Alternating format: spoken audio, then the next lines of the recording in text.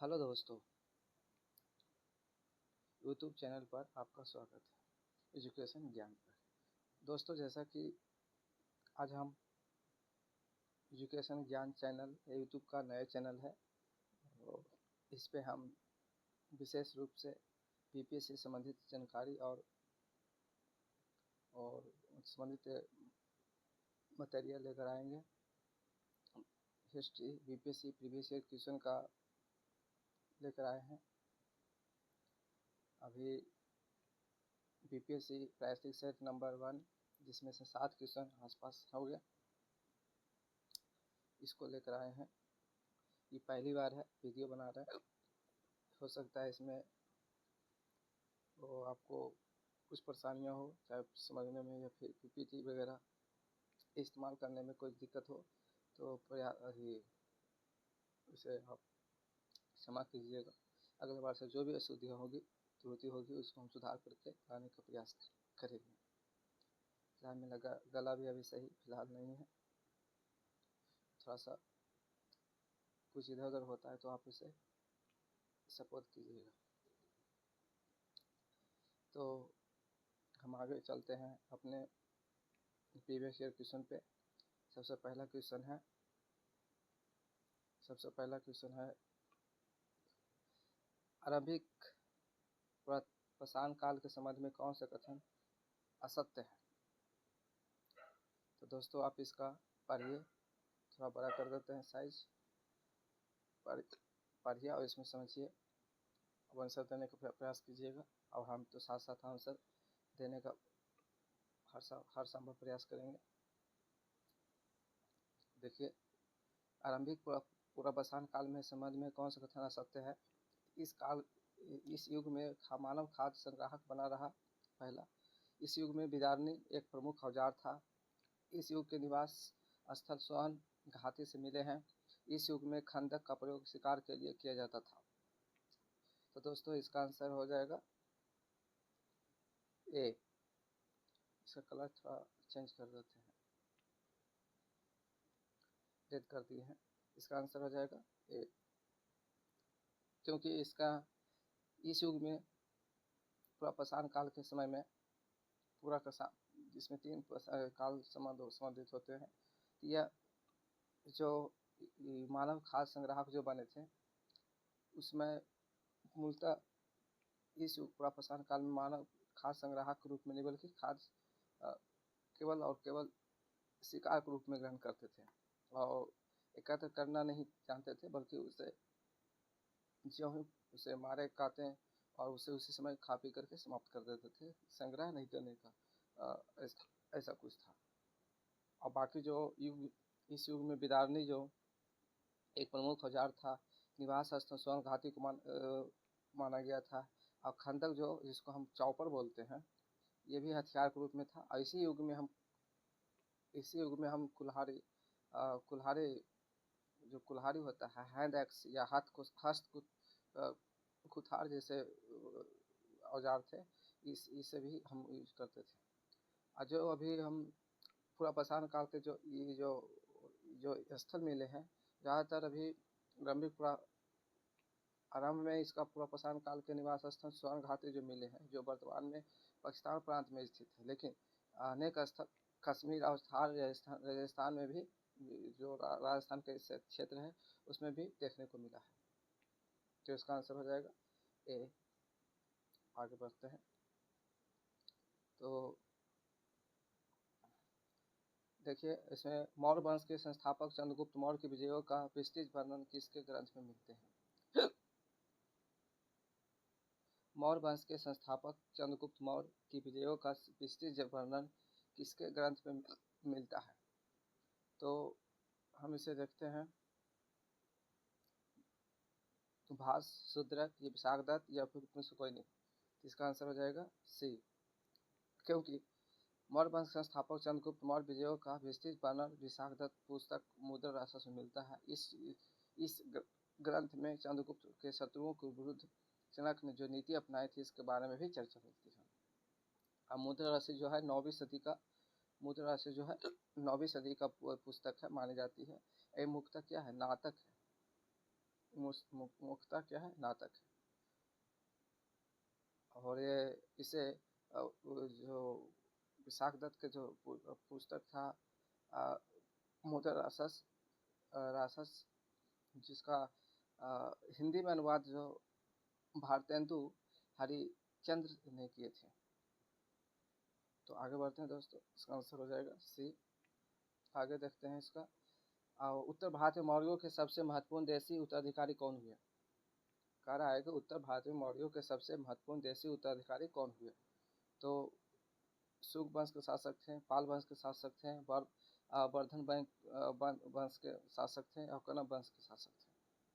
इसका कौन से शासक जो हुए जो मौर्य काल में मौर्य काल के बाद विघटित उत्तराधिकारी बने थे।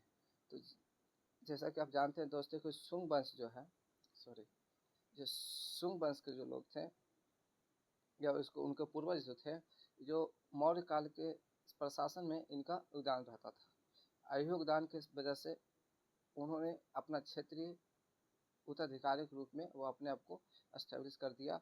और पुष्यमित्र शुंग ने वेदर्थ जो मौर्य वंश का अंतिम शासक थे, उनको परास्त करके शुंग वंश का नींव रखा। उसके बाद कनब वंश का स्थान आता है, जिसे कि मैं इसमें देखते हैं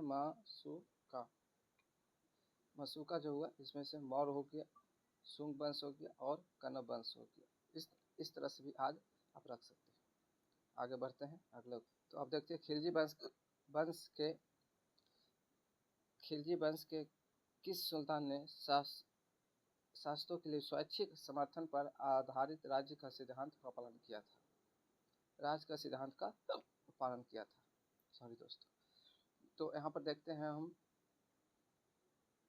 जलालुद्दीन खिलजी, आंसर होगा इसका जलालुद्दीन खिलजी, जो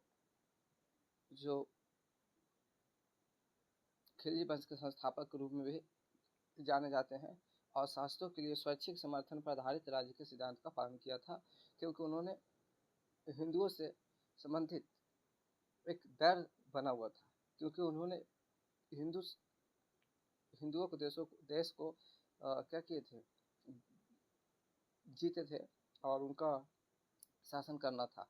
तो उसने अपने मुस्लिम को संरक्षण देने के लिए शासित के स्वैच्छिक समर्थन पर आधारित राज्य का सिद्धांत पालन किए थे। कौन? जलालुद्दीन खिलजी ने। तो ऐसी स्थिति में जलालुद्दीन खिलजी जो संस्थापक थे खिलजी वंश के, इसका आंसर हो जाएगा बी। जो कुलुप जो हुए परिवार का प्रधान होते थे, और ग्रामीण जो हुए गांव का प्रधान होते थे, और ब्रजपति जो बाजपति थे गाँव का समूह का प्रधान होते थे, लेकिन बीसपति कौन हुए? चरागाह का प्रधान होते थे। ऐसी स्थिति में आप इसका आंसर खुद से मिलान करने की कोशिश कीजिए।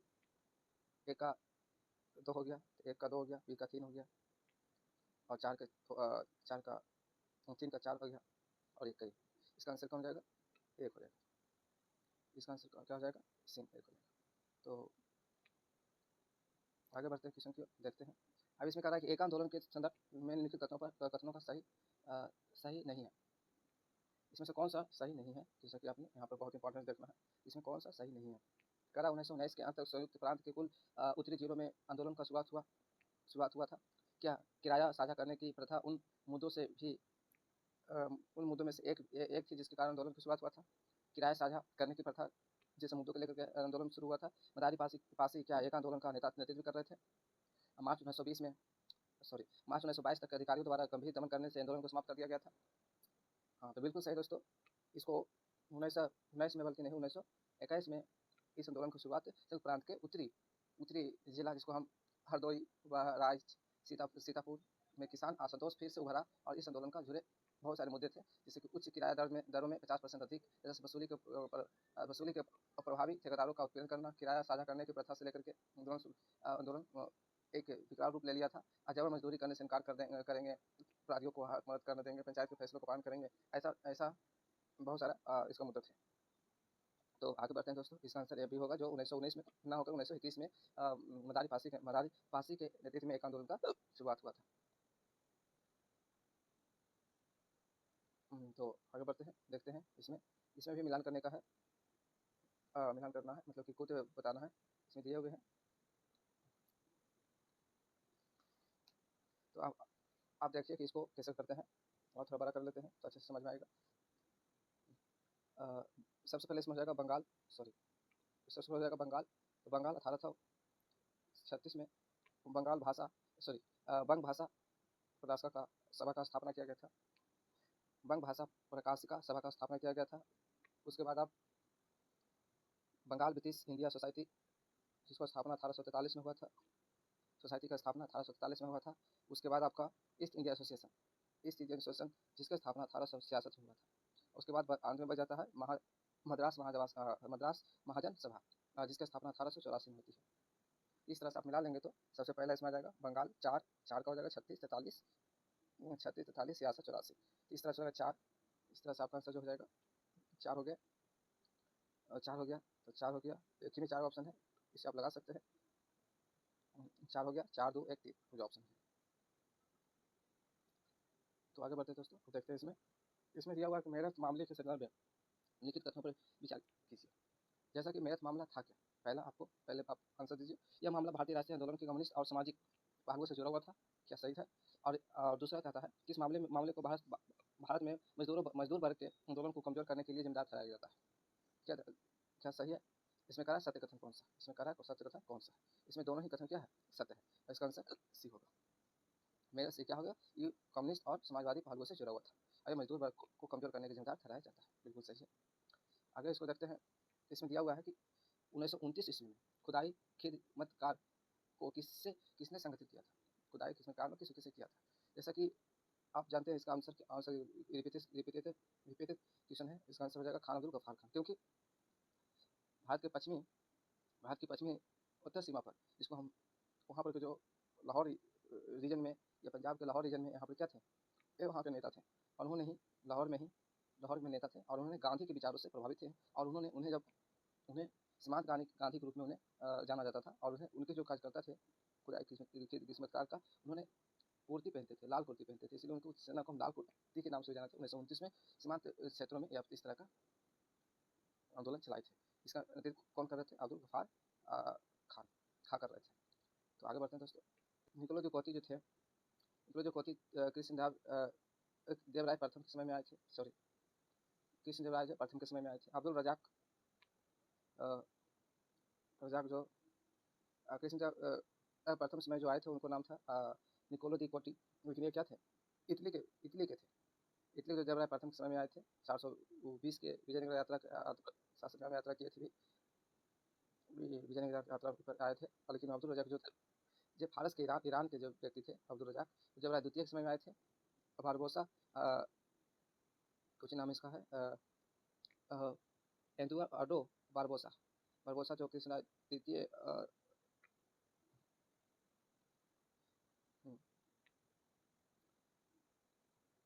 निकोलो दी कोटी जो इटली के रहने वाले थे, और उन्होंने देवराय प्रथम के समय में भारत आए थे, विजयनगर साम्राज्य के दरबार में आए थे। अब्दुल रजाक जो हुए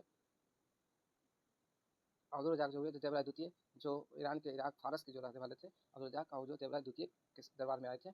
एडुआर्डो जो बारबोसा जो थे कृष्णदेव राय के समय में आए थे, और यह पुर्तगाली व्यक्ति थे जिन्होंने कृष्णदेव राय के समय में आए थे। अब कार्निजियस पुर्तगाली घोड़े व्यापारिक था, जो चतुर देवराय के समय विजयनगर आया था। जो न्यूनूज जो थे अच्युत देव राय के समय में भारत आए थे। इस तरह से सभी उत्तर एक दूसरे से सामने नहीं होगा। इसका आंसर क्या हो जाएगा? ये हो जाएगा। आगे बढ़ते हैं दोस्तों। जैसा देखिए आप प्रथम शिलालेख जो है पशु बलि से संबंधित है। एक सेकेंड। प्रथम शिलालेख जो है पशु बलि से संबंधित है, और इसमें पशु बलि की निंदा की गई थी अशोक के शिलालेखों के द्वारा। और चौथा जो अभिलेख है, भेड़ी घोष की जगह घास में घोष की घोषणा किया गया था। लेकिन जो छठा अभिलेख जो है, ये तीर्थ यात्राओं से उल्लेख से संबंधित नहीं है। छठा जो है आत्म नियंत्रण की शिक्षा दी गई थी। इसमें आत्म नियंत्रण की शिक्षा दी गई थी। आत्म नियंत्रण की शिक्षा दी गई थी किसमें? छठा अभिलेख में। और ये जो तीर्थ से संबंधित अशोक की जो है, इस 7वें अभिलेख से संबंधित है। कितना? सातवें अभिलेख से संबंधित है, तीर्थ यात्रा का उल्लेख से संबंधित है। क्योंकि नौवां अभिलेख शिष्टाचार का उद्देश्य है, जैसा कि आप जानते हैं कि इस अभिलेख से क्वेश्चन बनते रहते हैं, और बाकी विशेष क्वेश्चन के समय ही डिस्कशन करेंगे, और क्योंकि थोड़ा थोड़ा समय में बहुत ज़्यादा समय चला जाता है। तो आगे हम देखते हैं, हर एक हर्षवर्धन की रचना नहीं माना जाती। हर्षवर्धन की रचना से संबंधित क्वेश्चन है दोस्तों। तो आप यहाँ पर देखेंगे कि नागनंद क्या हर्षवर्धन की रचना है, प्रियदर्शिका हर्षवर्धन की रचना है, रत्नावली हर्षवर्धन की रचना है। दोस्तों ये नागनंद और प्रियदर्शिका और रत्नावली, ये सब जो क्या है, हर्षवर्धन की रचना है। इन कथा सरी सत्कार जो है हर्षवर्धन की रचना ना होकर के किनकी रचना है, या सोमदेव की रचना है, या किनकी रचना है, सोमदेव की रचना है, सोमदेव की रचना है। दोस्तों हर्षवर्धन की रचना ऊपर के 3 है, बाकी एक सोमदेव की रचना है। अब आगे देखते हैं दोस्तों 13 नंबर क्वेश्चन को। मोहम्मद गौरी के गुजरात आक्रमण के समय वहाँ का शासक कौन था?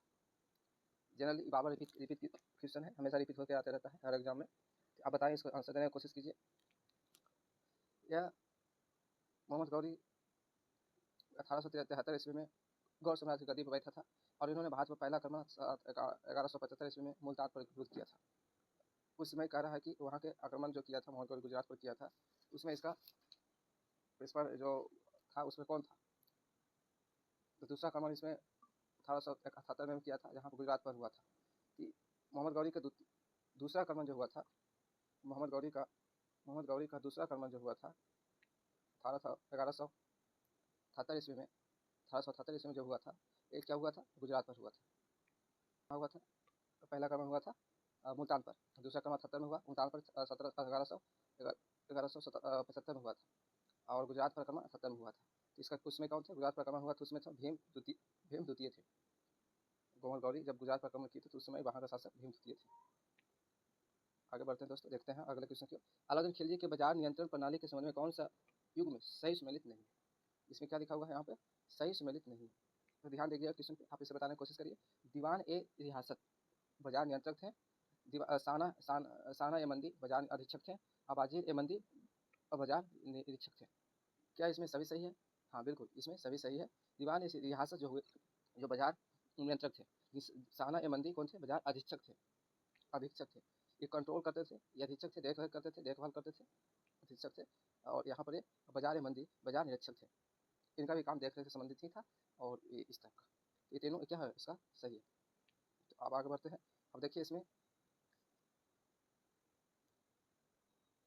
आप देखिए तो आपको पता चलेगा कि विभाजन विरोधी आंदोलन ने, क्या बोल रहे हैं, विभाजन विरोधी आंदोलन ने भारतीय राष्ट्रवाद के लिए एक महान क्रांतिकारी सलांग को चिन्हित किया। क्रांतिकारियों ने अंग्रेजों के विरोध के लिए कुछ कदम उठाए थे। क्रांतिकारी ने क्या कदम उठाए, वही पूछे जा रहे हैं। क्या क्रांतिकारियों ने आयरिश और रूसी क्रांतिकारियों के तरीकों का अनुसरण किया था? हमारे जो क्रांतिकारी जो भारत के स्वतंत्रता संग्राम सेनानी थे, क्या उन्होंने क्रांतिकारियों ने आयरिश और रूसी क्रांतिकारियों के तरीका का अनुसरण किया था? बिल्कुल किया था। सॉरी, क्या उन्होंने किया था? हाँ बिल्कुल किया था। उन्होंने विदेशी भूमि पर गतिविधियां केंद्र स्थापित किए थे? बिल्कुल किए थे, क्योंकि लाला हरदयाल ने क्या किए थे? गदर पार्टी की स्थापना किए थे। और इंडिया हाउस का गठन किनके द्वारा, वर्मा, भुला रहे उनका नाम थोड़ा, वर्मा के द्वारा किया गया था। और उसी तरह से लंदन में ही गतिविधियों का, हाँ देखो नाम आया, लंदन में क्रांतिकारी गतिविधियों का जो श्यामजी कृष्ण वर्मा जो थे, अभिजीत सावरकर और राजा हरदयाल ने नेतृत्व में किया था। यूरोप में मैडम कामा और अजीत सिंह प्रमुख क्रांतिकारी नेता थे, जिन्होंने इंडिया से बाहर विदेशी भूमि पर गतिविधियां केंद्र स्थापित किए थे।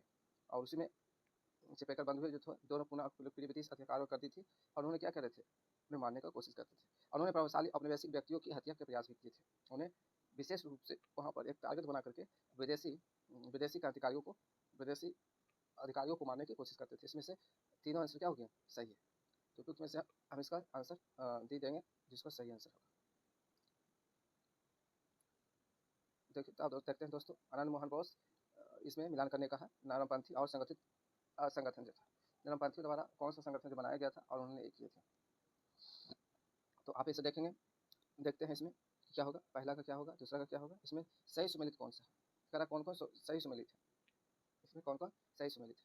तो आप जैसा कि देख रहे हैं कि आनंद मोहन बोस जो है, आनंद मोहन बोस क्या बोलते हैं इसको, सूर्यनाथ बनर्जी के साथ मिलकर के, आनंद मोहन बोस उनके साथ में आकर के, सॉरी, उनके साथ में आकर के सुरेंद्र नाथ बनर्जी, सुरेंद्र नाथ बनर्जी के और आनंद मोहन बोस के नेतृत्व बंगाल में युवा राष्ट्रवादियों द्वारा स्थापित किया गया था। कौन? इंडियन एसोसिएशन की स्थापना की गई थी। और उसी तरह से जस्टिस एम.जी. रनादे जो पूना सार्वजनिक सभा की क्या किए थे? स्थापना की थी। और उन्होंने स्थापना कब की थी? 1867 में। कब किए थे? 1867 में महादेव गौरव रादे और उनके अन्य सदस्य भी थे। उन्होंने, इनका उद्देश्य क्या था? पूना सार्वजनिक सभा का उद्देश्य क्या था? पूना सार्वजनिक सभा का उद्देश्य क्या था? सरकार और लोगों के बीच में सेतु का काम करने का प्रयास करने था। लेकिन जी सुब्रमण्य अय्यर जो थे मद्रास महाजन सभा का स्थापना किए थे, जो पीछे बता चुके थे। 1884 ईस्वी में 1884 ईस्वी में मद्रास महाजन सभा का स्थापना हुआ था। और इसमें कौन थे? इनके कुछ विशेष थे। मद्रास महासभा के बारे में बात करें तो इसमें सबसे पहले सुब्रमण्यम अय्यर हो गए, एम बिरला घाचारी जो थे, और इसमें पी आनंद चार्लू ने भी इनका सहयोग दिए थे। उसी तरह से हम बॉम्बे प्रेसिडेंसी एसोसिएशन की स्थापना कौन किए थे? तो बॉम्बे प्रेसिडेंसी एसोसिएशन का स्थापना किए थे फिरोज शाह मेहता द्वारा। बॉम्बे प्रेसिडेंसी का स्थापना किसने किए थे? फिरोज शाह मेहता ने किए थे, जो लगभग सभी इसका आंसर क्या है? सभी इसका विकल्प क्या है? सुमेलित है। इसका सही विकल्प क्या थे? सुमेलित है। इसका आंसर कौन हो जाएगा? डी हो जाएगा। तो आगे देखते हैं दोस्तों, इसमें आगे की ओर इसमें आप पढ़ें और 17 नंबर क्वेश्चन देखते हैं। आरंभिक भारतीय राष्ट्रवादियों द्वारा साम्राज्यवाद की आर्थिक आलोचना के संदर्भ में निम्नलिखित कथन कौन सी है? आर्थिक आलोचना के संदर्भ में निम्नलिखित कथन कौन सी? तथा वे सभी विदेशी पूंजी के बड़े पैमाने पर निवेश करने का विरोध करते थे। जो हमारे जो लोग थे, राष्ट्रवादी जो थे, जो समाजवाद के विरोध में बोल रहे थे, आर्थिक आलोचना क्या बोल, क्या हमें वे सभी विदेशी पूंजी के बड़े पैमाने पर निवेश का विरोध करते थे? हाँ बिल्कुल। हम लोग नहीं चाहते थे कि हमारे पास जो छोटे छोटे उद्योग है उसको क्या हो जाए? समाप्त हो जाए। और उन लोगों ने वैसा ही करने का प्रयास किया। ब्रेन थ्योरी जो उनको दिए थे, इसी का विरोध में दिया हुआ था। किनके द्वारा? दादा भाई नौरोजी के द्वारा दिया हुआ था। और लेकिन ऊपर के एक जो है गलत है, बल्कि उन्होंने भारतीय उद्योगों को बढ़ावा देने के साधन के रूप में स्वदेशी के विचार को लोकप्रिय बनाया।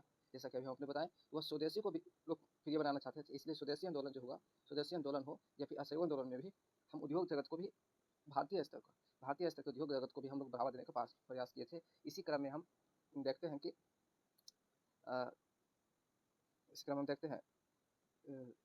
अभी ध्यान से निकल गया। आगे देखते हैं, उन्होंने किसानों पर कराधान का बोझ हल्का करने के लिए भू राजस्व में कमी लाने हेतु आंदोलन किए थे। आप जैसा जानते हैं कि विदेशी वित्तीय नीति जो थे हमेशा जीवनकारी और शोषण करने वाला होता था। और जैसा कि जिससे हम कर तले हम लोग दबे रहते थे, और जो भू राजस्व व्यवस्था उसमें काफ़ी दयनीय और निरतापूर्वक अपनाया गया था। तो उसी तरह से हम देखते हैं कि भारतीय उद्योगों को बढ़ावा देने के लिए हम लोग उन्होंने इस तरह से लोकप्रिय बनाए और उसमें भू राजस्व के हल्के आंदोलन किए थे। तो उसमें से 2 और 3 इसका क्या हो जाएगा? सही आंसर हो जाएगा। बाकी तो हम देखते हैं, आगे बढ़ते हैं। तो हम यहाँ देखते हैं कि अखिल भारतीय किसान सभा जिसकी बैठक विजयवाड़ा में हुई थी, का निर्वाचन अध्यक्ष कौन थे? इसका निर्वाचित अध्यक्ष कौन थे? सॉरी, इसका निर्वाचित अध्यक्ष कौन थे? तो अखिल भारतीय किसान सभा की जो स्थापना है, क्या बोलते हैं इसका,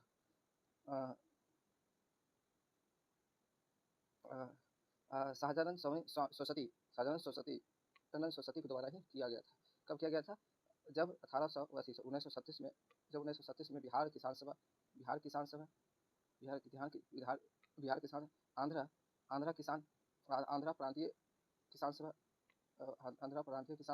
और किसान संघ, क्या बोलने से, किसान संघ मिलकर क्या किए थे? ये अखिल भारतीय लेवल पर 1837 में एक अखिल भारतीय किसान सभा की स्थापना की थी। और इसका अध्यक्ष उस समय भी सहजानंद सरस्वती ही थे। और उस समय जो उसका थे, उनका सचिव जो बने थे।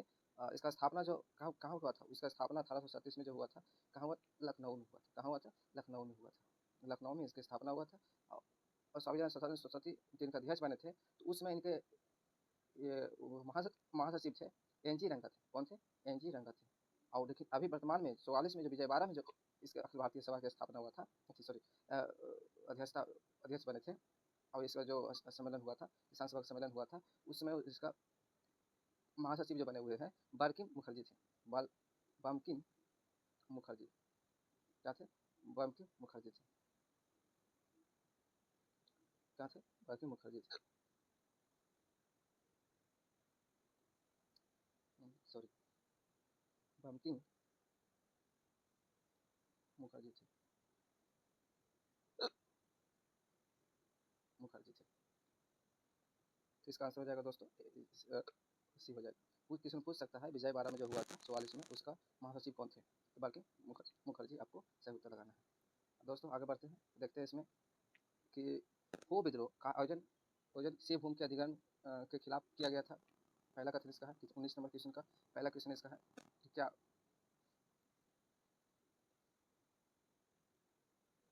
19 नंबर क्वेश्चन है जिसमें हम बोल रहे हैं, पूछ रहा है कि हो विद्रोह जो हुआ आयोजन शिव भूमि के अधिग्रहण के खिलाफ किया गया था। शिव भूमि के अधिग्रहण, तो इसका जो आंसर हो जाएगा इसमें सही कौन सा है? इसमें कह रहा है सही कौन सा है? हो विद्रोह जो हुआ था शिव भूमि के इलाकों में हुआ था, जो ये झारखंड है इस तरह से, इधर राजमहल की पहाड़ियाँ जिसको हम यहाँ पर छोटा नागपुर का पठार हो गया, इधर ये जो एरिया है शिव भूमि जहाँ पर हो जनजाति के लोग रहते थे, यहीं पर शिव भूमि क्षेत्र है, यहीं पर हुआ था, यहाँ पर हो जनजाति के लोग रहते थे। ये झारखंड के इलाका पड़ता है या प्रांत है जिसे हम कहते हैं। तो यहाँ पर क्या हो विद्रोह के दौरान कृषि राजस्व नीति एक प्रमुख मुद्दा था, बिल्कुल सही। ये प्रमुख राजस्व नीति क्या था? कृषि राजस्व नीति प्रमुख मुद्दा था। उसी तरह से हम यहाँ पर आगे मुंडा विद्रोह को साहूकार और वन ठेकेदारों द्वारा शोषण के विरुद्ध संचालित किया था। बिल्कुल, मुंडा विद्रोह जो था इसी द्वारा किया गया था। यद्यपि 1832 ईस्वी में विद्रोह को समाप्त कर दिया था, लेकिन हो की गतिविधियाँ 1837 तक जारी रही थी। मुंडा विद्रोह 1837 में शोषण के विरुद्ध संचालित किया गया था। किसके? वन साहूकारों और वन ठेकेदारों के द्वारा मुंडा विद्रोह शुरुआत किया था। मुंडा विद्रोह जनरली कहाँ पर हुआ था? आप लोग बताइए कि मुंडा विद्रोह का नेतृत्व कौन कर रहे थे?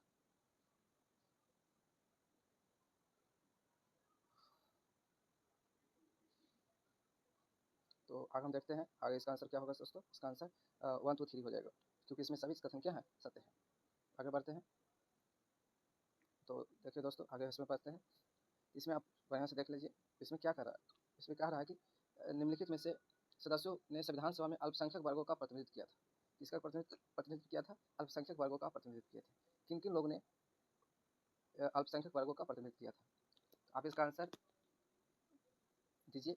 इसमें सिंपल है, विशेष कुछ इसमें एक्सप्लेन करने की आवश्यकता है नहीं। तो जैसा कि हम देखते हैं, केवल क्रेग एंथनी हुए, और क्या इसको बोलते हैं, और doctor H P Modi, Craig Anthony और डॉक्टर पी एच मोदी जो है इसके क्या है? सदस्य हैं, जिन्होंने क्या किया? अल्पसंख्यक वर्गों का प्रतिनिधित्व किए थे। जो सदस्य हुए, जो क्या हुए? प्रतिनिधित्व किए थे। तो 2 और 40 का आंसर हो जाएगा, और इसका आंसर बी होगा। तो हम आगे बढ़ते हैं, किस नंबर क्वेश्चन पर आते हैं। इसमें कथन सत्य के बाद सॉरी क्या भारतीय शासन अधिनियम 1935 संदर्भ में लिखित कथन विचार कीजिए। देखिए दोस्तों, जो भी क्वेश्चन आते हैं उसको स्थिरता से ध्यानपूर्वक पढ़ेंगे तो आपको अगले जो भी क्वेश्चन आगामी एग्जाम में जो आएंगे बहुत ही सरल तरीका से आप उसे हल कर जाएंगे। जैसा कि हम यहाँ इसमें देख रहे हैं, पहला कथन है इसमें 1935 का भारतीय शासन अधिनियम भारत के लिए तैयार संवैधानिक प्रावधानों में अंतिम तथा सबसे विस्तृत दस्तावेज था। तो क्या ऐसा है?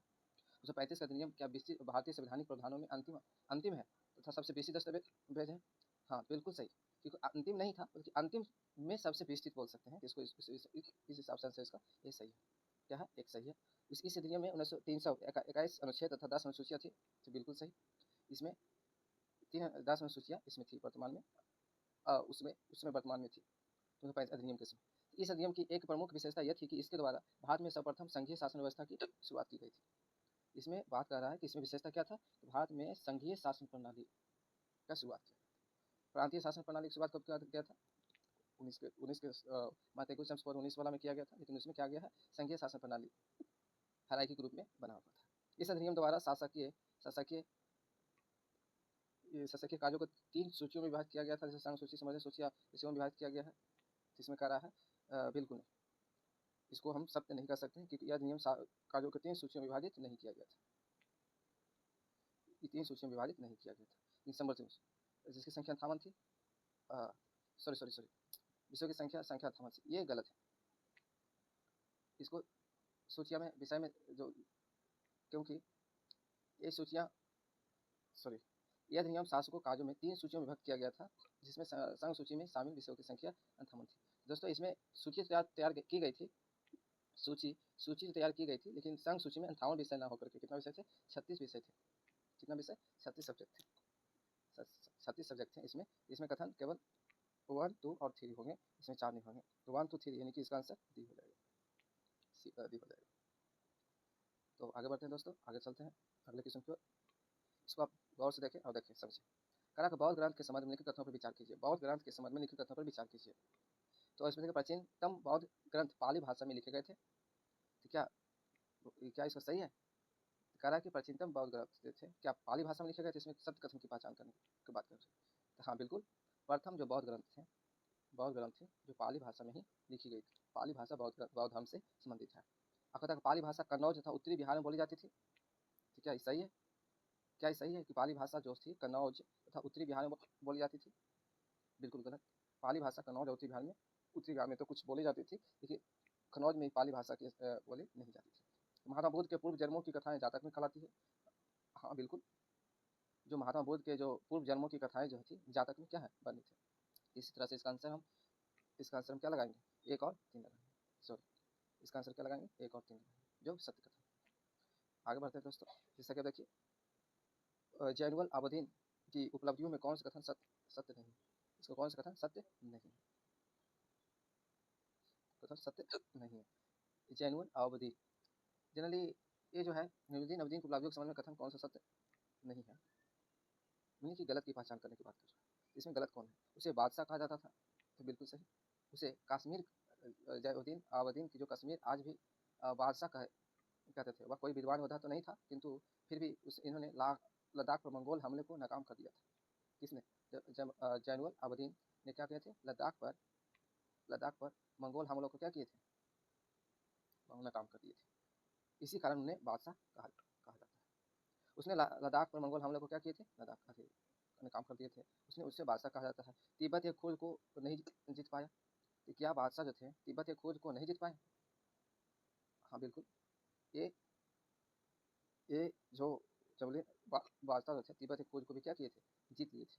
क्या किए थे? उसको उससे भी जीत लिए थे और अपना राज्य में शामिल कर दिए थे। उसे कश्मीर का अकबर भी कहा जाता है। बिल्कुल सही, उन्हें कश्मीर का अकबर भी कहा जाता है। देखिए दोस्तों, एक ही प्रश्न में कितने सारे फैक्ट जुड़े हुए रहते हैं। या तो किसी फैक्ट में इस तरह से पूछेंगे, या मिलान करने के रूप में देंगे, या फिर उसको कथन के रूप में दे देंगे, क्या बोलते हैं उसको, इसमें दे देंगे। तो आगे हम देखते हैं, आगे की ओर बढ़ते हैं। तो हम आगे अगला क्वेश्चन देखते हैं। कहा जाता है कि अस्थायी बंदोबस्त के कौन सी समस्या उत्पन्न हुई थी? अस्थायी बंदोबस्त जो हुए थे उसको कंपनी द्वारा जो अफसरों द्वारा लागू किया था, इसमें कौन सी समस्या उत्पन्न हुई थी लागू करने के बाद? तो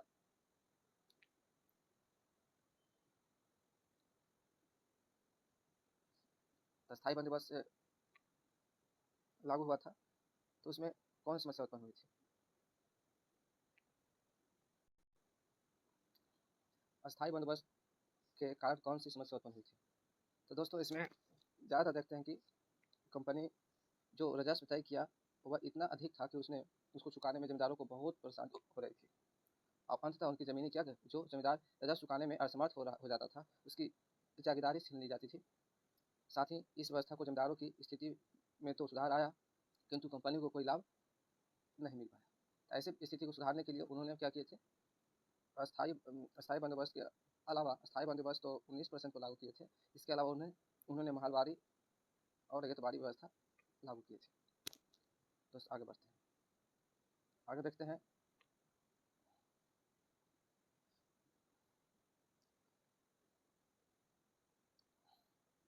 आगे बढ़ते हैं, जिसमें देखते हैं कि खुर्दा विद्रोह के संबंध में कथनों का कथन सत्य है। इसमें कौन सा कथन जो है सत्य, किससे संबंधित है? खुर्दा विद्रोह के।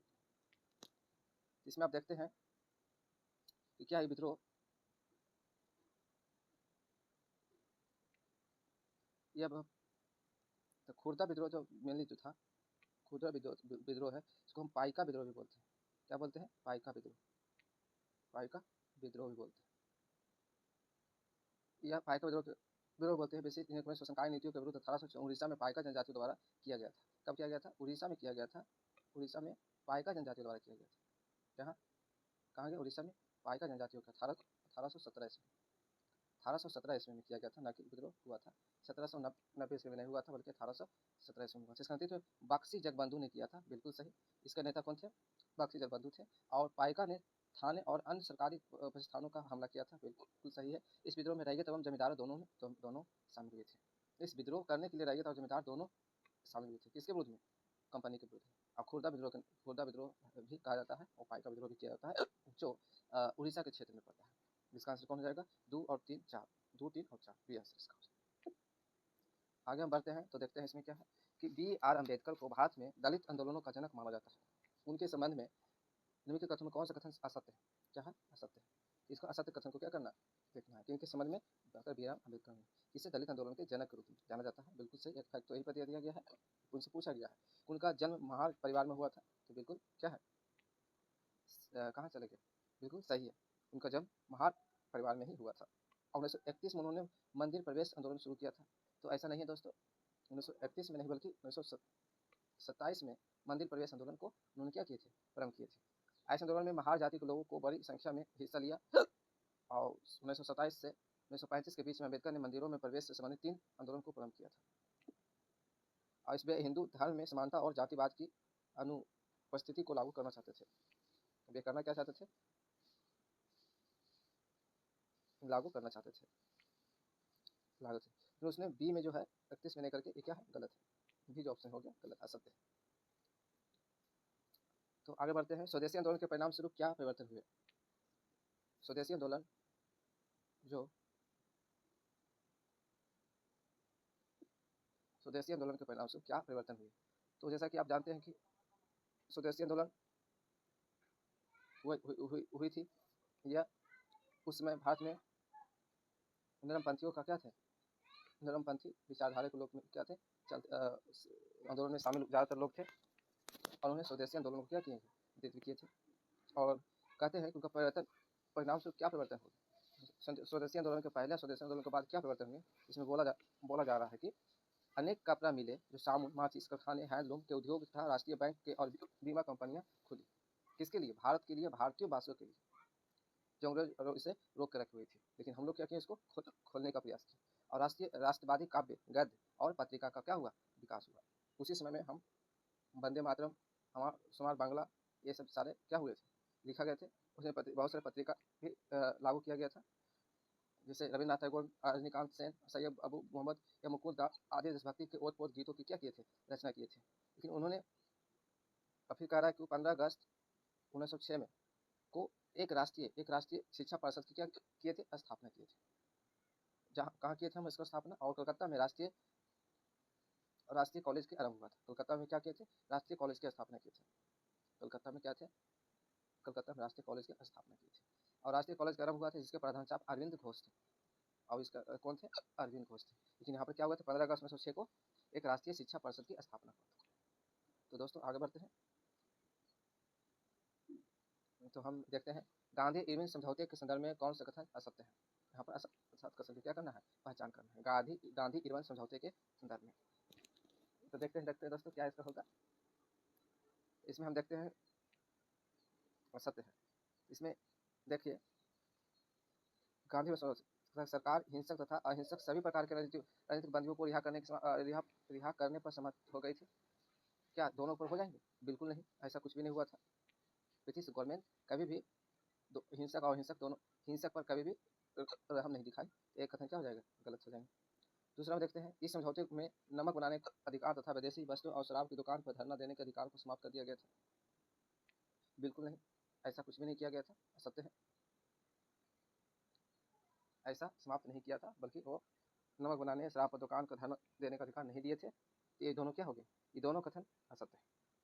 हाँ, इस समझौते के अनुसार कांग्रेस ने सबने आंदोलन को रोक दिया तथा दूसरे गवर्नमेंट सम्मेलन में भाग लेने के लिए तैयार हो गई थी। जैसा कि आप जानते हैं, गांधी में समझौता कब हुए थे? 1831 में। 1831 में हुआ था। क्या बोल रहे हो? 1931 में हुआ था। और गांधी में समझौता 31 में हुआ था।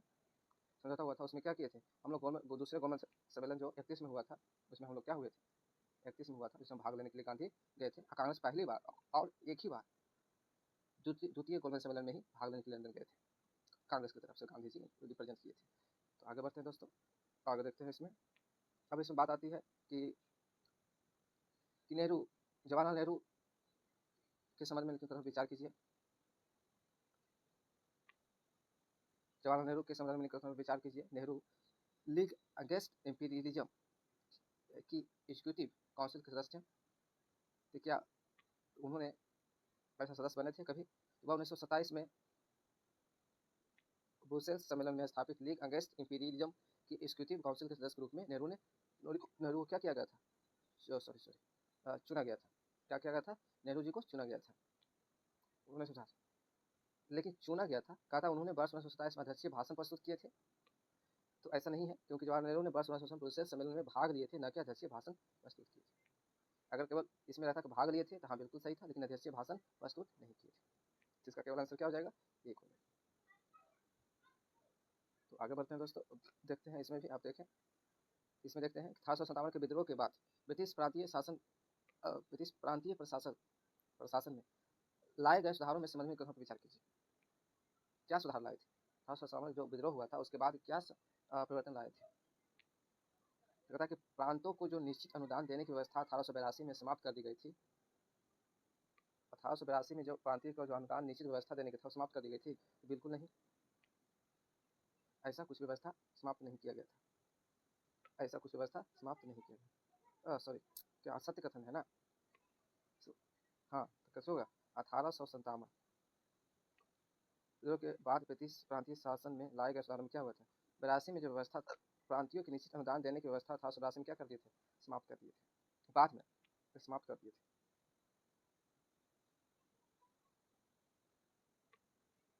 मैंने गलत क्वेश्चन को पहचान, लेकिन ये क्या है? सही है। केंद्रीय और प्रांतीय को अलग करने की दिशा में पहला कदम 1827 में लॉर्ड मेयो ने उठाया था।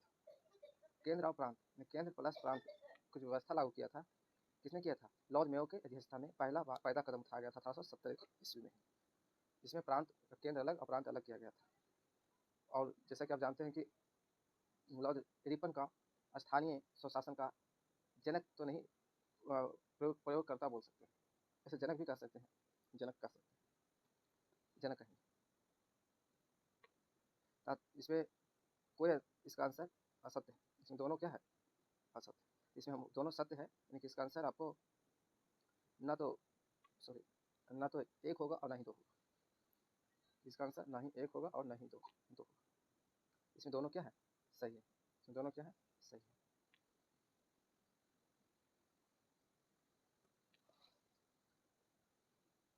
तो आगे बढ़ते हैं दोस्तों अगले क्वेश्चन की ओर और देखते हैं इसमें क्या है। निम्नलिखित में से कौन सा विकल्प मौलिक अधिकारों का सबसे सटीक वर्णन करता है?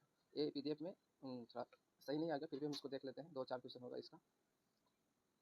तो किसी व्यक्ति को मौलिक अधिकार का सटीक वर्णन करता है। कौन सा कथन है जो मौलिक अधिकार का सटीक वर्णन करता है? हमने अच्छे से इसका वर्णन किया है। तथा किसी व्यक्ति को प्राप्त समस्त अधिकार क्या वर्णन करता है? किसका? मौलिक अधिकार का। कानून द्वारा नागरिकों को प्रदत्त समस्त अधिकार या संविधान द्वारा प्रदत्त और सुरक्षित समस्त अधिकार, या फिर इसको संविधान द्वारा प्रदत्त वे अधिकार जिन पर कभी प्रतिबंध नहीं लगाया जा सकता। तो ऐसा तो कुछ है नहीं दोस्तों, ये ऑप्शन देख करके ही पता चलता है कि ऐसा कुछ नहीं होने वाला। सटीक वर्णन तो ये नहीं करता है। लेकिन किसी व्यक्ति को प्राप्त समस्त अधिकार भी नहीं दिया जा सकता है मौलिक अधिकार की तरफ, क्योंकि वो क्या है? ये बाद योग अधिकार है। ये बाद योग अधिकार है। इसमें न्यायालय आप जा सकते हैं। आर्टिकल 32 के तहत आप उच्चतम न्यायालय आप इसका सीधा जा सकते हैं कि हमें ये अधिकार क्यों नहीं दिया जा रहा। जैसा कि आप निंदा का अधिकार भी आप लेकर के जा सकते हैं कि हमें सही से रहने का अधिकार नहीं दिया जा रहा है। हमारे निजता का अधिकार को लेकर भी आप डायरेक्ट जा सकते हैं कि जिसको साथ हनन हो रहा है। तो ऐसी स्थिति में आप ये नहीं होगा। कानून द्वारा नागरिकों को प्रदत्त समस्त अधिकार नागरिकों को, तो ये भी नहीं होगा कि बच्चा क्या है? तो इसमें है कि संविधान द्वारा प्रदत्त और सुरक्षित। तो कानून द्वारा नहीं होगा, बल्कि क्या होगा? संविधान द्वारा सुरक्षित। यहाँ पर याद रखना एक टर्मिनोलॉजी है कि अगर हमें संविधान हमें प्रदत्त और सुरक्षित समस्त अधिकार देता है तो वो क्या है? मौलिक अधिकार है। सुरक्षित समस्त अधिकार दिया जाता है, सटीक वर्णन करता है, क्योंकि ये संविधान द्वारा प्रदत्त और सुरक्षित समस्त अधिकार समान कानून को संसद बनाकर परिवर्तित कर सकती है। लेकिन मौलिक अधिकारों में परिवर्तन के लिए संविधान में संशोधन करना पड़ता है। कानून संसद बदल सकती है, लेकिन संविधान को बदलना होगा तो संशोधन करने की आवश्यकता होती है। इसलिए वो सशक्त वर्गों को संविधान संशोधन पद्धत और समस्त अधिकार होगा। आगे बढ़ते हैं दोस्तों, आगे देखते हैं अगला क्वेश्चन की ओर देखते हैं।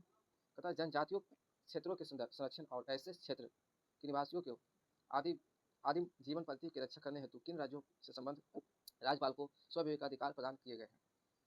कह रहा दोस्तों जनजातीय क्षेत्रों के संरक्षण और ऐसे क्षेत्रों को निवासियों के आदिम जीवन पद्धति की रक्षा करने हेतु है किन राज्यों के संदर्भ में राज्यपालों को विवेकाधिकार दिया गया, जिनको हम इस प्रकार का अधिकार दे दिए हैं कि आप कोई भी अगर आदिम जनजाति टाइप के लोग हैं तो उनके अधिकारों को क्या करें, संरक्षण करें। जैसा कि आप जारवा जनजाति जो अंडमान एंड निकोबार में क्या है रहते हैं, उन्हें भी अधिकार को संरक्षित करने का अधिकार दिया गया है। तो जैसा कि आप देखते हैं दोस्तों, जिसमें राज्यपाल को स्वविवेकाधिकार जो दिया हुआ है सिक्किम, नागालैंड, असम, मेघालय और त्रिपुरा सभी राज्यों में राज्यपालों को स्वविवेकाधिकार दे दिया गया है कि उनके आदिम जनजाति को क्या करें, रक्षा करें, उनके जीवन पद्धति को क्या करें, रक्षा करें, उनकी संस्कृति और उसके व्यवहार, उनके रहन सहन, उनके सारे क्या करें, आप सुरक्षित रखें। तो आगे बढ़ते हैं दोस्तों, वैसे देखते हैं आगे बढ़ते हैं और देखते हैं इसमें कि पंचायत अनुसूचित क्षेत्रों का विस्तार अधिनियम 1996 के तहत ग्राम सभाओं को निम्नलिखित में से कौन सी शक्तियाँ और कार्य प्रदान किए गए। तो पंचायत अधिनियम 96 के तहत ग्राम सभाओं को निम्नलिखित में कौन सी शक्तियाँ और कार्य प्रदान किए गए। तो जैसा कि आप देखते हैं दोस्तों, इसमें कौन सा है तो कह रहा है कि किसको ग्रामीण बाजारों का प्रबंधन कर सकते हैं। हाँ, इस अधिनियम के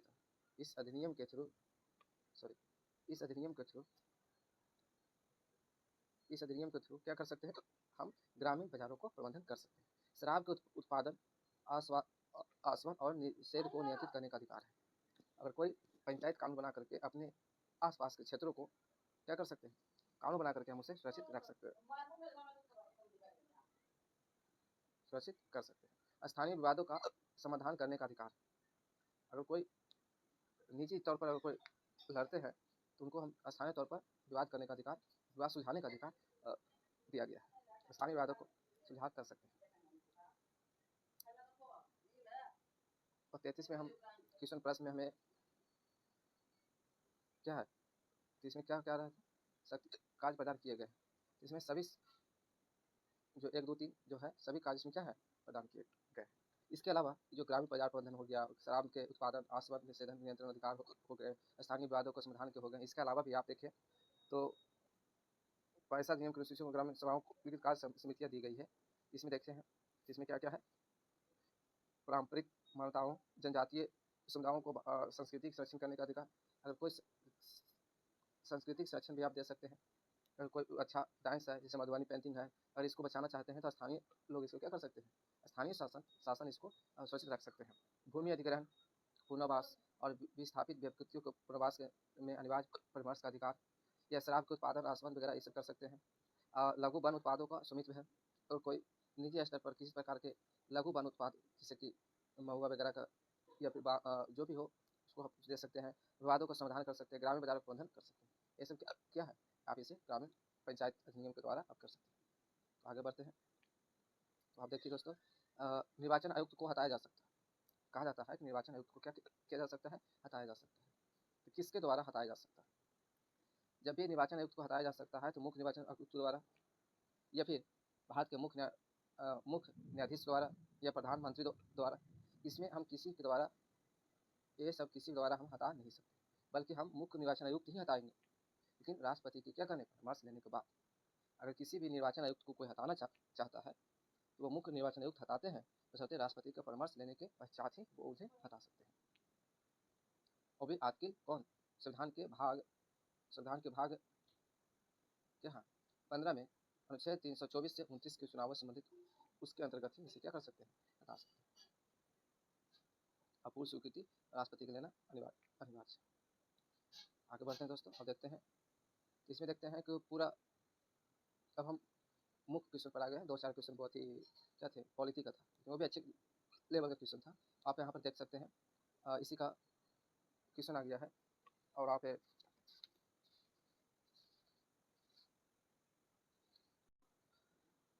दोस्तों अब अगले क्वेश्चन की ओर चलते हैं। पुरातात्विदों ने जनपद नामक इकाइयों की कई बस्तियों की खुदाई की। ये बस्तियां निम्नलिखित में किस एक स्थान से नहीं मिली है? जो जनपद में खुदाई की गई थी उनमें से एक में से सॉरी पुरातात्विदों ने जनपद नामक इकाइयों की कई बस्तियों की खुदाई की है। ये बस्तियां निम्नलिखित में किस एक स्थान से नहीं मिली है? तो देखते हैं दोस्तों इसका आंसर क्या होगा। इसमें जो है पुराना किला दिल्ली जो है, यहाँ पर दिल्ली जनपद जिसको हम उत्तर प्रदेश के हसीनापुर तथा आंतरिक जी खेरा में जनपदों की कई बस्तियों से साक्ष्य मिले हैं। जनपदों कालांतर में सामाजिक, राजनीतिक और आर्थिक विकास के फलस्वरूप महाजनपद का रूप धारण कर लिया है। तो देखिए जैसा कि आप देख रहे हैं कि जनपदों में पुरानी किला दिल्ली से मिली है, हस्तिनापुर मेरठ से मिली है, अजंतरी खेरा से एटा से मिली है। ये सभी से बस्तियां मिली है। इसमें कौशाम्बी जो उत्तर प्रदेश में है वहाँ से इसकी कोई साक्ष्य या बस्तियां नहीं मिली है। कालीन की किले के दरबार के अवशेष मिले हैं कि इसके एक भाग का निर्माण संभवतः 2500 वर्ष से पूर्व हुआ था। क्या हुआ था? पूर्व हुआ था। तो इसका सही आंसर क्या हो जाएगा? ये हो जाएगा। इसमें इसमें से भाग जनपद से पुरातात्विक का भाग अवशेष नहीं मिले। आगे बढ़ते हैं। तो यहाँ पर क्या देख रहे हैं? तो अब देखिए यहाँ पर क्या है, निम्नलिखित में से किस तुर्क सरदार ने गजनी को अपनी राजधानी बना करके स्वतंत्र राज्य की स्थापना की थी? क्या किए थे? स्वतंत्र राज्य की स्थापना किया था। कहता है कि किस तुर्क सरकार ने गजनी को अपनी राजधानी बनाकर स्वतंत्र राज्य की स्थापना किया था? तो आप बताइए। अल्पदीन है, महमूद है और सुसुबकदीन है और इस्माइल है। इसमें से कौन सा आंसर हो जाएंगे? इसमें जो अल्पतगीन है, अल्पतगीन जो हुए इसमें क्या है, राजधानी बना करके क्या किए थे? उसकी स्थापना किए थे। क्या? स्वतंत्र राज्य की स्थापना की थी, राजधानी बनाए थे। किसी तुर्क सरदार ने गजनी को राजधानी बनाया और उसे स्वतंत्र करके अल्पतगीन ने इसकी स्थापना की थी। तो आगे बढ़ते हैं दोस्तों, क्योंकि तुर्क सरदार अफगान ने गजनी पर अधिकार गजनवी वंश को आगे बढ़ाया था। आगे बढ़ते हैं। अब यहाँ पर देखते हैं तो कौन कथन सत्य है, कौन सा कथन सत्य है? तो हम इसे देखते हैं तो आगे बढ़ते हैं। तो देखिए मोहम्मद बिन तुगलक के संदर्भ में कथनों पर विचार कीजिए। इसके शासनकाल में तमीसरीन के नेतृत्व में मंगोल ने सिंध पर आक्रमण किया था। तो क्या इनके शासनकाल में कथन सत्य है? तो हाँ बिल्कुल, इनके ही शासनकाल में तमीसरीन के नेतृत्व में मंगोल ने सिंध पर आक्रमण किया था। मोहम्मद बिन तुगलक ने सिंध पर विजय प्राप्त की थी तथा कंजौर से पेशावर तक अपना अधिकार स्थापित किया था। सिंध पर विजय प्राप्त किया था तथा कन्नौज से पेशावर तक अपना अधिकार स्थापित किया था। और अली गुरु सब का विद्रोह इन्हीं के शासनकाल में हुआ था। अली गुरु सब का विद्रोह भी इन्हीं के शासनकाल में हुआ था। जैसा कि हम देखते हैं इसका सभी क्या है, इसका सभी कथन सत्य है। तो क्वेश्चन आगे की ओर बढ़ते हैं। देखिए अब इसमें है कि भारत में कंपनी शासन के अंतर्गत शिक्षा के विकास के संदर्भ में लिखित कथनों पर विचार कीजिए। भारत में कंपनी शासन के अंतर्गत शिक्षा के विकास को लेकर कथन कौन सा कथन सत्य है? इसमें 1813 में चार्टर अधिनियम ने देश में आधुनिक विज्ञान के ज्ञान को बढ़ावा देने का प्रावधान किया गया था। हाँ बिल्कुल, 1813 में चार्टर अधिनियम में 1813 के साथ स्वचित को देश के आधुनिक विज्ञान के ज्ञान को बढ़ावा देने का प्रावधान किया गया था। ऐसे अधिनियम ने कंपनी को यह उद्देश्य था कि सालाना 1 लाख रुपये मंजूर करने का निर्देश दिया। हालांकि यह मामूली राशि भी वर्ष 1823 तक उपलब्ध नहीं कराई गई थी। मुख्यतः इस विवाद के कारण इस व्यय को किस दिशा में मोड़ना चाहिए? 1813 के चार्टर अधिनियम की अन्य विशेषताएं भी है। कहता है कि 1813 के अधिनियम ने इस उद्देश्य के लिए कोई मौद्रिक प्रावधान नहीं किया था। ये क्या है? गलत है। प्रावधान किया था। और क्या था? वही जो 1 लाख रुपये जो प्रति वर्ष देने का प्रावधान किया गया था। क्या किस लिए? विज्ञान को बढ़ावा देने के लिए, जो कि क्या है? सही नहीं। इसका आंसर क्या हो जाएगा? केवल 1 हो जाएगा। क्या हो जाएगा? केवल 1 हो जाएगा। आगे बढ़ते हैं। इसमें क्या है? कलकत्ता जनरल एडवर्टाइजर किसके द्वारा शुरू किया गया था? कलकत्ता जनरल एडवर्टाइजर किसके द्वारा शुरू किया गया था? तो आप इसमें क्या है? जनरल एडवर्टाइजर किसके द्वारा शुरू किया गया था? राजा मोहन द्वारा, हेनरी विलियम डेरेजियो द्वारा, या सत्येंद्रनाथ बोस द्वारा, या जेम्स ऑगस्टस हिक्की द्वारा? तो इसका होगा सही उत्तर हो जाएगा कोई? तो सही उत्तर हो जाएगा डी, इसमें जेम्स ऑगस्टा हिक्की के द्वारा यह कलकत्ता जनरल एडवर्टाइजर का क्या किया गया था, शुरुआत किया गया था। और कब किया गया था? 1800 सॉरी सॉरी सॉरी सॉरी कब किया गया था? 1780 ईस्वी में किया गया था। कब किया गया था? 1780 ईस्वी में। और भारत के पहले क्या थे? और इसने भारत के पहले समाचार पत्र भी कलकत्ता जनरल एडवर्टाइजर का प्रकाशन शुरू किया था। और जनरली ये जो कलकत्ता एडवर्टाइजर जो है, इसी को हम क्या बोलते हैं? इसी को द बंगाल गजट के नाम से भी जाना जाता है। ये क्या है? The Bengal gazette, Bengal gazette के नाम से भी क्या है? जाना जाता है, गजट के नाम से भी जाना जाता है। बंगाल का एक 4 पृष्ठों का साप्ताहिक पत्र था, और जिसकी 1 रुपये की ब्रिटिश शासन कलकत्ता में धनी एवं लोगों को आकर्षित किया। बाद में बंगाल से भी बहुत सारे पत्रिका निकलने लगा। The Bengal Journal, the Calcutta Chronicle, the Madras Courier, the Bombay Herald जैसे कई समाचार पत्र जनरल प्रकाशित हुए आगे। लेकिन उसमें वर्नाकुलर प्रेस एक्ट लगा करके बहुत सारे पत्र को प्रतिबंधित एवं कारखानों को भी जब्त करने का धमकी दिया गया और किया भी गया। आगे बढ़ते हैं। इसका आंसर डी हो जाएगा, जेम्स ऑगस्टस हिक्की, जिन्होंने द बंगाल गजट का क्या किया? सबसे पहला पत्र का की थी। आगे बढ़ते हैं और देखते हैं इसमें जैन धर्म ईश्वर में आस्था के संदर्भ में लिखित कथन विचार कीजिए। जैन धर्म से ईश्वर के आस्था से कौन सा कथन सत्य? कौन सा कथन इसमें सत्य है? कहता है जैन धर्म में ईश्वर का अर्थ है मुक्ति, मुक्त आत्मा। क्या सही है? हाँ, बिल्कुल सही है। जैन धर्म में मुक्ति का अर्थ क्या है? मुक्त आत्मा। अच्छा, जैन धर्म ईश्वर का अर्थ क्या है? मुक्त आत्मा। जैन किसी भी रूप में ईश्वर की पूजा नहीं करते हैं, किसी के रूप में ईश्वर की पूजा नहीं करते हैं। नहीं, ये क्या है? गलत है। जैन धर्म में ईश्वर को पूजा करते हैं, जैसे कि ऊपर में बोले ईश्वर के अर्थ क्या है? मुक्त आत्मा। जैन धर्म भी पूजा करते हैं। जैन धर्म अवधारणा हिंदू धर्म में ईश्वर की अवधारणाओं से बहुत अलग है, क्योंकि यहाँ जैन धर्म में ईश्वर स्पष्टता नहीं है। लेकिन जैन धर्म में ना तो भक्तिपूर्वक उत्साह की कमी है और न ही औपचारिक अनुष्ठानों का भाव है। जैन धर्म उसकी पूजा करते हैं। उसी तरह से जैन धर्म यह नहीं मानता कि ब्राह्मण एक ईश्वर ब्रह्मा द्वारा सृजित है, बल्कि ब्रह्मांड स्वयं शाश्वत और शक्तिशाली है। ये उनका मानना है। किनको? जैन धर्म का। इसका जो आंसर होगा, जिसका जो उत्तर होगा, सी होगा। एक और सी, हाँ, 1 और 3 जो इसका आंसर होगा। जैन धर्म ईश्वर का मुक्त आत्मा से संबंधित है और ब्रह्मांड और ईश्वर शाश्वत और शक्तिशाली मानता है। तो आगे हम देखते हैं दोस्तों, आगे चलते हैं। महाजनपद कालीन आर्थिक व्यवस्था के संदर्भ में लिखित कथन में विचार कीजिए।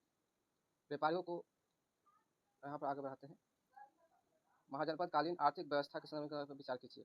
व्यापारियों को सामान खरीदने एवं बेचने का पर कर देना पड़ता था। महाजनपद कालीन में आर्थिक व्यवस्था क्या था? कर देना पड़ता था। कर रहा है क्या चीज? सत्य कथन की पहचान करने की बात कर रहा है, सत्य कथन का। व्यापारियों को बेचने पर कर देना पड़ता था, बिल्कुल सही। व्यापारियों को कर केवल वस्तु के रूप में देना पड़ता था? नहीं, ऐसा नहीं है। केवल जब दिया हुआ है तो थोड़ा सा सोचने वाली बात। केवल वस्तु पर ही देना नहीं पड़ता था, बल्कि और भी मद थे जिसमें देना पड़ता था। अखेतकों तथा संग्राहकों को जंगल से प्राप्त वस्तुओं को कर के रूप में राजा को देना पड़ता था, बिल्कुल सही। और ये पहला और तीसरा सही है। उसी प्रकार से पहला और तीसरा सही, मतलब इसका सी आंसर होगा। क्या होगा? सी आंसर होगा। इसमें केवल वस्तु पर देना पड़ता था, ये सही नहीं है। आगे बढ़ते हैं। यहाँ पर देखिए मिलान करने का है। किसका है? राज है और संस्थापक है। इनका मिलान करना है। राज और संस्थापक है, इसका मिलान करना है। तो इसमें बोला जा रहा है कि बीजापुर जो है, ब्राह्मणी समाज के अंतिम शासक कलमतुन की मृत्यु के बाद ब्राह्मणी साम्राज्य 5 राज्यों में विभक्त हो गया था। कितने राज्यों में? 5 राज्यों में विभक्त हो गया था। उसी 5 उसमें से 4 राज्य दिए गए हैं, उसमें मिलान करना है। तो कहता है बीजापुर जो कब राज था बीजापुर जो, एक सेकेंड, बीजापुर जो है 1489 में यूसुफ आदिल शाह के नेतृत्व में क्या हुआ था? यूसुफ आदिल शाह के नेतृत्व में ये हुआ था, स्थापना की। आदिल शाह ने बीजापुर का स्थापना किए थे। अहमदनगर का स्थापना मलिक इब्राहिम ने किया था। किसने किया था? मलिक अहमद ने किए थे। अहमदनगर के कब किए थे? 1498 में, सॉरी 1490 में। 1490 में अहमद ने अहमदनगर की स्थापना किए थे। और बरार की स्थापना इमाद शाह ने किया था। बरार की स्थापना किसने किए थे? इमाद साहब ने किया थे। कब किए थे? 1490 में।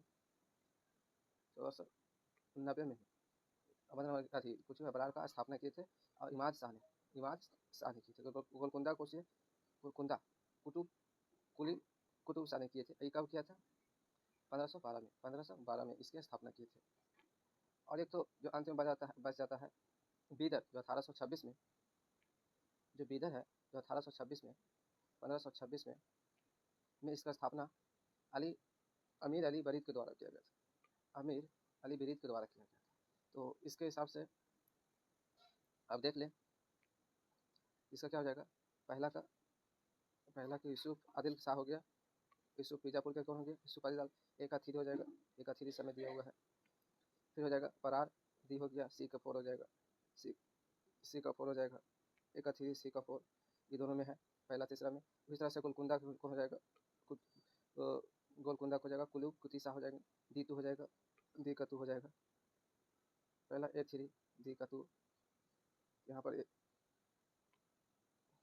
इसमें क्या हो जाएगा? आंसर सी हो जाएगा। क्या हो जाएगा? सी आंसर हो जाएगा। इसमें क्या हो जाएगा? C answer. आगे हम देखते हैं दोस्तों, आगे बढ़ते हैं अपने अगले क्वेश्चन की ओर।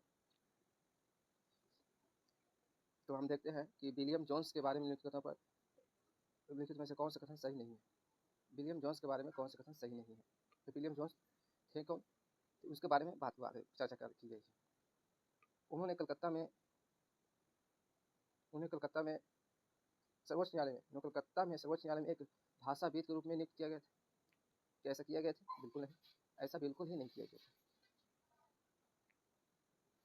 क्योंकि उन्हें कलकत्ता में भाषाविद के रूप में नहीं बल्कि क्या किया था? कनिष्ठ छोटा न्यायाधीश के रूप में, अधीनस्थ न्यायाधीश के रूप में नियुक्त किया गया था। किनको? विलियम जोन्स को। और हेनरी थॉमस कोलब्रुक और नाथियल हार्डहेड प्राचीन भारतीय विरासत की खोज में उनकी साथी थे। विलियम जोन्स के साथी कौन थे? हेनरी थॉमस कोलब्रुक और नाथियल हार्डहेड प्राचीन भारतीय इतिहास की विरासत की खोज में, प्राचीन भारत के इतिहास में खोज में उनका क्या थे? साथी थे। उन्होंने बंगाल की एशियाटिक सोसाइटी की स्थापना किया थे। तो बिल्कुल सही है, उन्होंने विलियम जोन्स ने ही बंगाल में एशियाटिक सोसाइटी की स्थापना किए थे, और उनके द्वारा एशियाटिक रिसर्च नामक एक पत्र प्रकाशित की गई थी। एशियाटिक रिसर्च नामक एक पत्रिका भी क्या प्रकाशित की गई थी। तो इसमें से सभी उपरोक्त बी सी और डी सही है, बल्कि एक क्या है? इसको अधीनस्थ न्यायाधीश के रूप में नियुक्त किया गया था, न कि भाषाविद के रूप में। तो पहला कथन क्या हो गया? आगे बढ़ते हैं, देखते हैं अगले प्रश्न को चलते हैं। भारतीय शासन अधिनियम 1935 के तहत इसमें पैसे अधिनियम आ गया, इससे यही क्वेश्चन रिपीट किया गया है। इसको आगे बढ़ते हैं। अब इसमें बात आता है कि वैदिक काल में राजन को मतलब किस जनजातीय सभा द्वारा सहायता प्रदान की गई थी?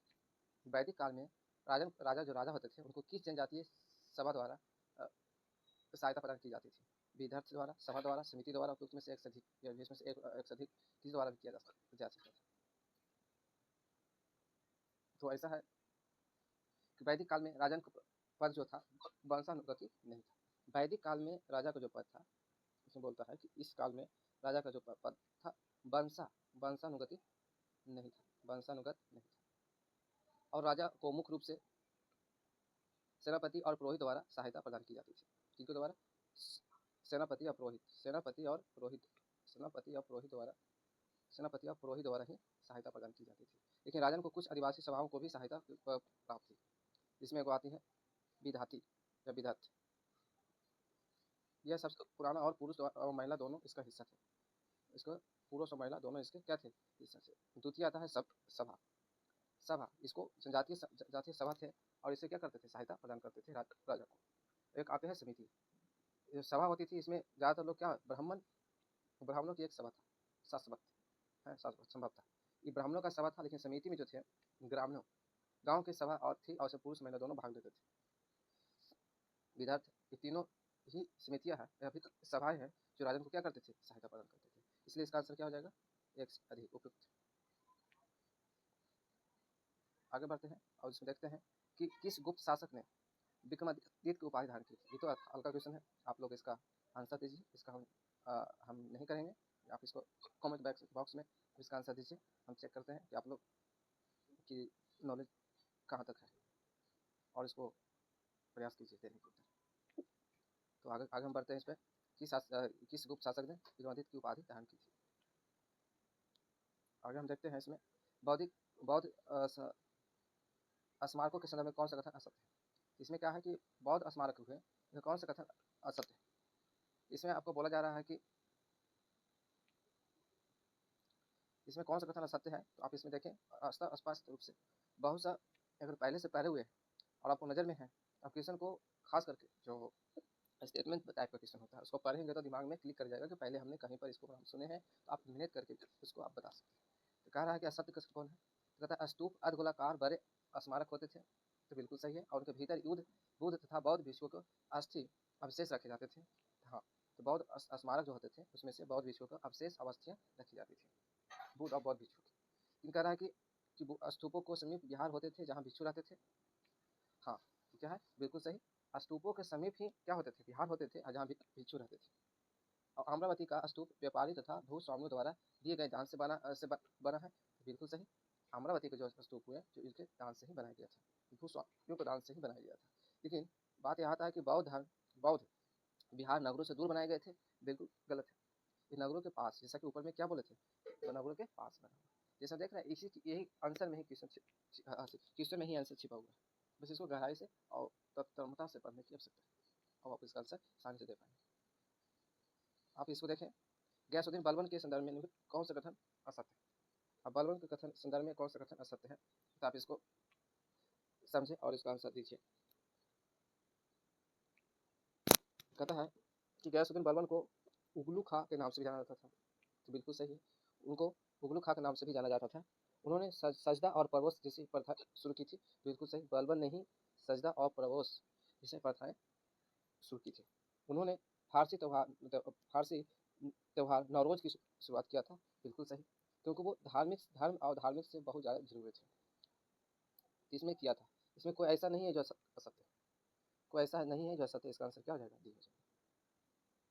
आगे बढ़ते हैं और देखते हैं दिल्ली सल्तनत में कृषि पर लगने वाले कर को क्या कहते थे। तो दिल्ली सल्तनत में जो कर लगाया जाता था उसको क्या कहते थे। दिल्ली सल्तनत के बारे में बात किया जा रहा है, जिसमें कहा जा रहा है खराज जो थे, जो खराज जो है दिल्ली सल्तनत पर लगने वाले कर थे। खराज एक कृषि पर लगने वाला कर था जो उत्पादन का 50% देना होता था। और खराज क्या था, अब खुम्स, इसी में हम आते हैं, जो ऊपर में आता है लूट का धन होता था। क्या था, लूट का धन होता था। और जकात जो है मुसलमानों से लिया जाने वाला धार्मिक कर था। जकात क्या था, मुसलमानों से लिया जाने वाला धार्मिक कर था। और उसने जो है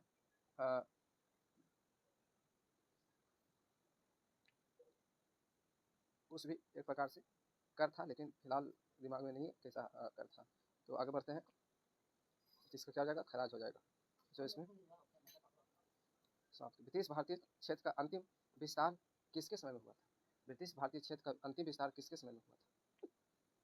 तो आप इसमें देख सकते हैं कि ब्रिटिश भारतीय क्षेत्र का अंतिम विस्तार किसके समय में हुआ था। तो ब्रिटिश शासन के कर्जन डलहौजी किसके समय में हुआ था। इसमें हम कह सकते हैं कि डलहौजी के समय में अंतिम विस्तार हुआ था। डलहौजी द्वारा हड़प की नीति अपनाई गई थी और अवध को दोषारोपण लगा करके इसको हड़पने का प्रयास किया था और हड़प की नीति उन्होंने अपनाया था। ब्रिटिश अंतिम डलहौजी भारत में हड़प नीति सिद्धांत को क्या प्रतिपादित किया था। 1800 इसका कार्यकाल कितना था, 1848 से 56 के बाद में ईस्ट इंडिया कंपनी का गवर्नर जनरल के रूप में ही रहे और उन्होंने ही 1800 हड़प के नीति सिद्धांत को कब्जा किया और डलहौजी ने बहुत काज किए। डलहौजी की अगर बात करते हैं तो थोड़ा सा हम बात कर लें, समय का पाबंदी तो है लेकिन फिर भी विधवा पुनर्विवाह अधिनियम 1956 में लागू करवाया, डाकघर अधिनियम 1954 में लागू करवाया और मुंबई से थाने तक रेलवे का भी विस्तार किया। 16 अप्रैल 1953 को ही प्रथम रेलवे भारत में चलाया गया था और प्रत्येक प्रांत में पृथक 1853 लोक निर्माण विभाग की स्थापना करवाया। यहाँ रखिएगा कि लोक निर्माण विभाग का स्थापना डलहौजी के समय में ही 1853 में कराया गया था। 53 में ही रेलवे लाइन और डाकघर का भी स्थापना किया गया था। आगे बढ़ते हैं दोस्तों, देखते हैं, समय कम रहने से विशेष रूप से एक्सप्लेन नहीं कर पाते हम। सहायक संधि को स्वीकार करने वाले राज्यों का क्रम है। आप जानते हैं कि सहायक संधि किस रूप में स्वीकार किया गया था। राज्यों का क्रम है, सबसे पहले सहायक संधि सबसे पहले याद रखिएगा, सबसे पहले हैदराबाद जो है सहायक संधि स्वीकार किया था, और 1798 में 1798 में हैदराबाद ने कर दिया था। उसके बाद मद्रास जो है मद्रास बोल रहे हैं, मैसूर जो है 1799 में ही सहायक संधि स्वीकार कर दिया। और उसके बाद अब पेशवा कुछ बोलते हैं इसको अवध,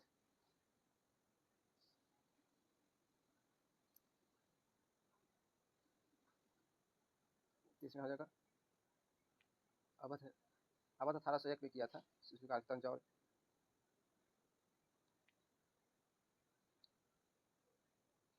तो ऐसा कुछ नहीं है, ये समाप्त कीजिए।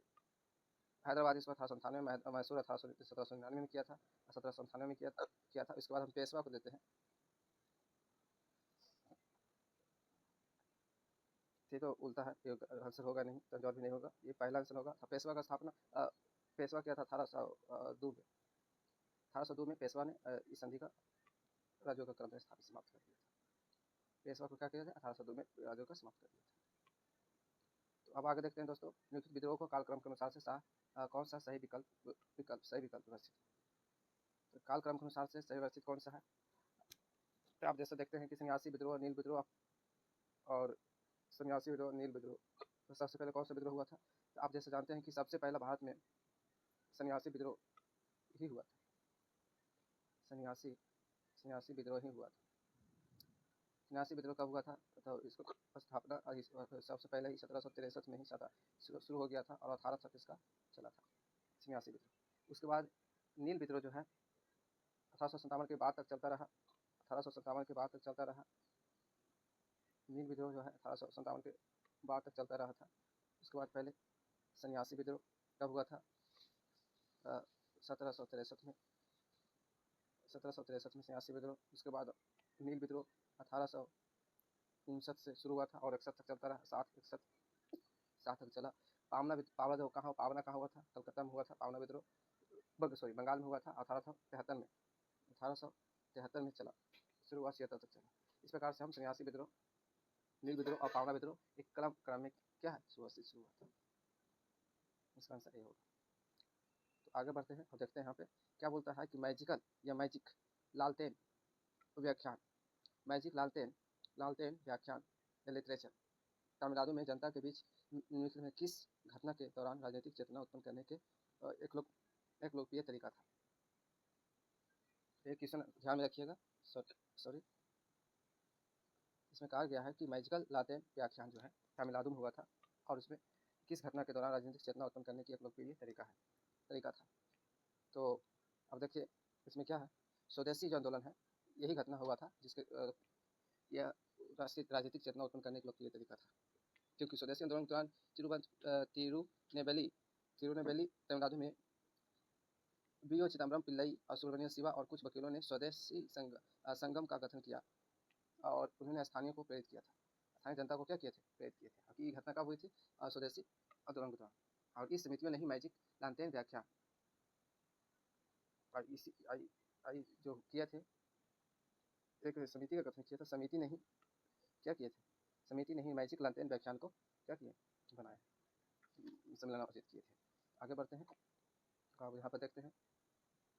अब यहाँ कहता है कि कौन सा सामाजिक सुधार भारत में विलियम बेंटिक द्वारा शुरू नहीं किया गया। ज़्यादातर आप लोग देखते होंगे कि शुरू क्या किया गया था विलियम बेंटिक द्वारा। अब कह रहा है कि क्या शुरू नहीं किया था, तो आप सिंपल इसमें सती प्रथा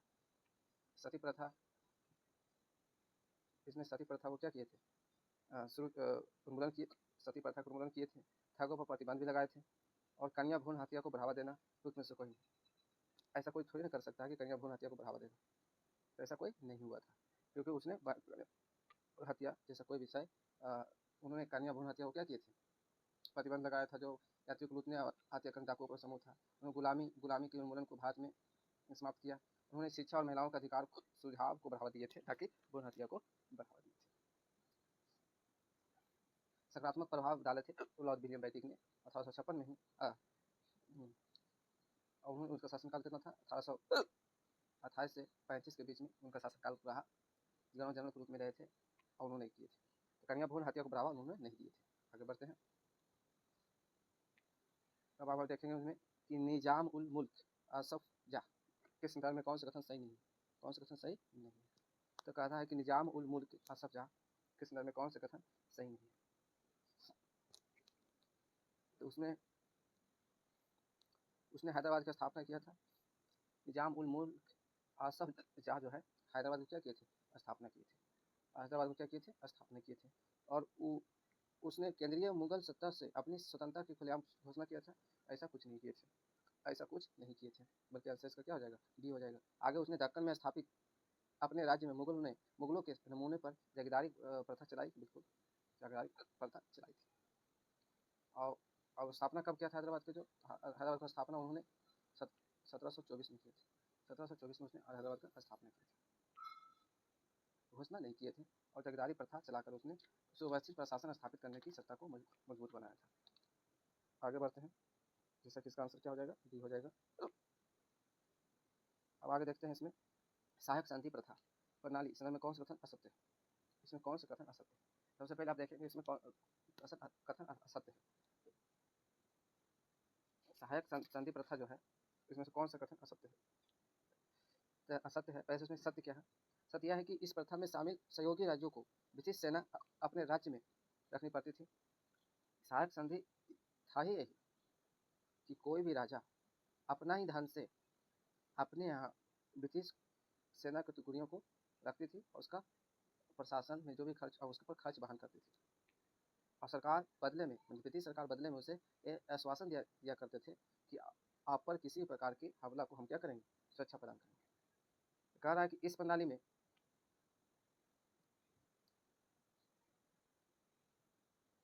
में शामिल देशी राज्य किसी राज्य से कूटनीतिक संबंध बनाने तथा विदेशी विशेषज्ञ रखने का अधिकार खो देता था। अगर कहता है कि इस प्रणाली में शामिल देशी राज्य किसी राज्य को कूटनीतिक संबंध बनाता है तो विदेशी विशेषज्ञता रखने का अधिकार खो देता था। ये सही है कि सहायक संधि प्रथा में स्वेच्छा प्राप्त राज्य की सेनाएं भंग कर दी गई थी। सहायक संधि प्रथा में स्वेच्छा प्राप्त राज्य की सेनाएं भंग कर दी गई थी, तो बिल्कुल सही, भंग कर दी गई थी। कि मैसूर के टीपू सुल्तान ने सहायक संधि के तहत सेना खर्च के लिए अपने राज्य का एक भाग कंपनी को दे दिया। ऐसा कुछ नहीं किए थे, ऐसा कुछ नहीं किए थे। ये क्या है, असत्य, गलत है। उसने अंतिम समय तक क्या किए थे, मैसूर के चौथा युद्ध तक, चौथा जो लड़ाई हुआ था वहाँ तक 1719 में उसने मारा गया, लेकिन उन्होंने ऐसा कुछ स्वीकार नहीं किए थे।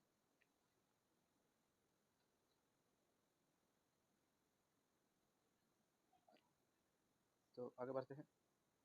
अब देखते हैं इसमें 1859 के नील विद्रोह के बारे में कौन सा कथन सही है, तो कौन सा कथन सही है।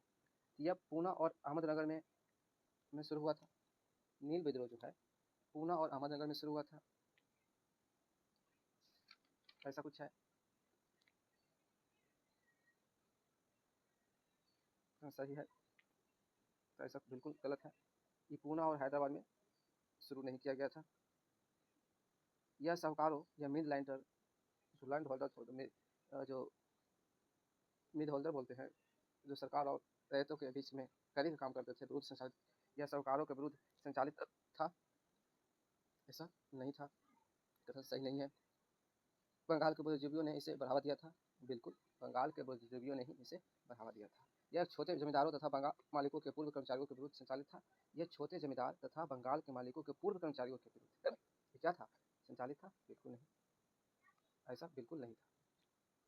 क्योंकि यह जो विद्रोह हुआ था 1857 क्रांति के बाद हुआ था।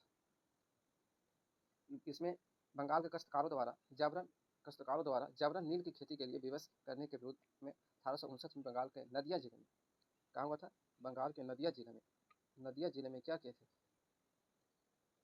गोविंदपुर गांव में नील विद्रोह की पहली घटना हुई थी। कहाँ हुआ था, गोविंदपुर गांव में पहली घटना हुई थी। 1907 तक नील नदियाँ पावना, फूला, ढाका, मालदा, दीनाजपुर आदि क्षेत्रों में फैल गए थे।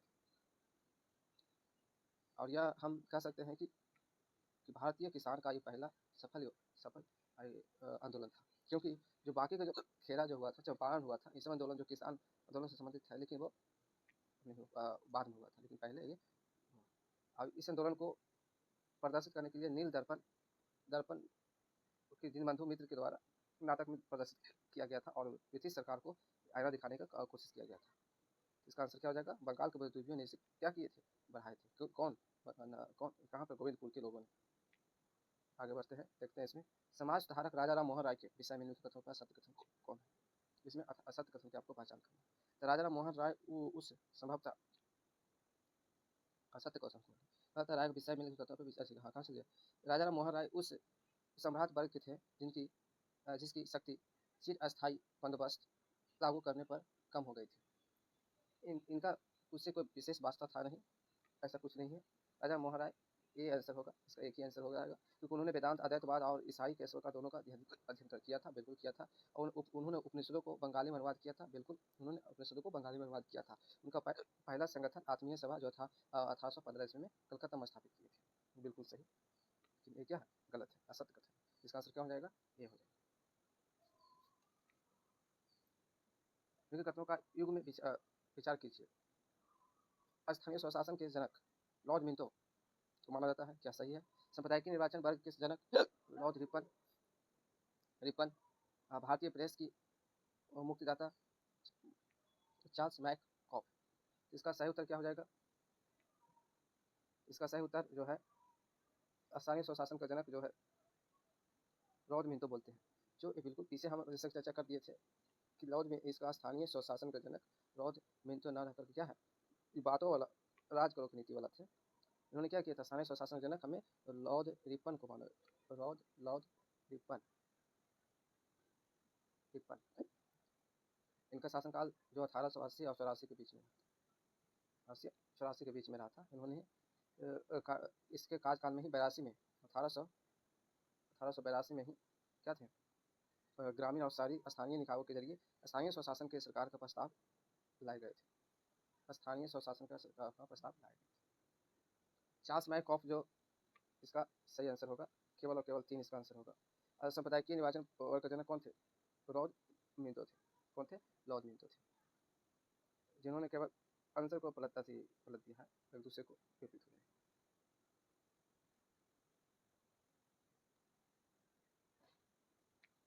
इसमें केवल दी हो जाएगा लॉर्ड मिंटो। आगे बढ़ते हैं दोस्तों, अब देखते हैं कि सम्मिलित नहीं, इसमें क्या है? सम्मिलित नहीं। तो लॉर्ड नॉर्थ 73 प्रगति एक्ट से संबंधित है। लॉर्ड कॉर्नवालिस चिर अस्थायी बंदोबस्त से संबंधित है, सम्मिलित नहीं है। अब लॉर्ड बैटरी सदी प्रथा कानून से संबंधित है। लॉर्ड कैनिंग भारतीय शिक्षा का कार्यवृत्त से संबंधित है। इसमें कह रहा है कि कौन सम्मिलित नहीं है। तो इसमें कह सकते हैं कि लॉर्ड नॉर्थ जो है लॉर्ड नॉर्थ जो है 1773 के वर्किंग एक्ट से संबंधित है। लॉर्ड कॉर्नवालिस चिर अस्थायी स्थायी बंदोबस्त से संबंधित है। लॉर्ड कॉर्नवालिस और लॉर्ड बैटिक जो सती प्रथा का उन्मूलन से संबंधित है।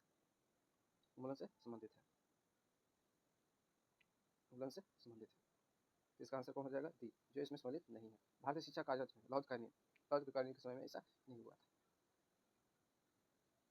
आगे बढ़ते हैं, अब इसमें देखते हैं कि 1923 में चुनावों के लिए जारी किए गए स्वराजवादी घोषणा पत्र ने मतलब किस बिंदुओं को रेखांकित किया है? देश के चुनावों के लिए जारी किए गए स्वराजवादी घोषणा पत्र ने स्वराजवादियों को परिषदों में राष्ट्रवादियों की स्वशासन की मांग को प्रस्तुत करना था। तो बिल्कुल होते चुनाव में स्वराजवादियों को परिषदों में राष्ट्रवादियों की स्वशासन की मांग की प्रस्तुत करना था। तो पहला क्या हो गया? सही है। लेकिन इसका मांग की अस्वीकृति की स्थिति में स्वराजवादियों को जन संघर्ष के लिए परिषदों को त्याग करना था। ऐसा कुछ ऐसा विचार नहीं था। कब? घोषणा पत्र में ऐसा कुछ नहीं था। इसका केवल आंसर क्या हो जाएगा? ए हो जाएगा। क्या हो जाएगा? ए हो जाएगा। आगे बढ़ते हैं, इसमें देखते हैं 1740 से 48 ईस्वी के बाद यूरोप में चला ऑस्ट्रियाई उत्तराधिकारी का युद्ध किन यूरोपीय शक्तियों के मध्य हुआ था? किन यूरोपीय शक्तियों के मध्य हुआ था? जनरली इसमें है फ्रांसीसी और सप्तवर्षीय जो युद्ध चला था फ्रांस और अंग्रेजों के बीच में चला था। फ्रांस और अंग्रेजों के बीच में चला था। ऑस्ट्रियाई उत्तराधिकार के युद्ध में अंग्रेज और फ्रांसीसी परस्पर विरोधी गुट में शामिल थे। इस युद्ध का परिणाम दोनों देशों के मध्य भारत और महादृष्टिगोचर हुए। जब फ्रांसीसी ने सेंट जॉर्ज अपने अधिपत कर लिया था, तब युद्ध के समय में पांडुचेरी में फ्रांसीसी गवर्नर के रूप में दुप्ले कार्य कर रहे थे।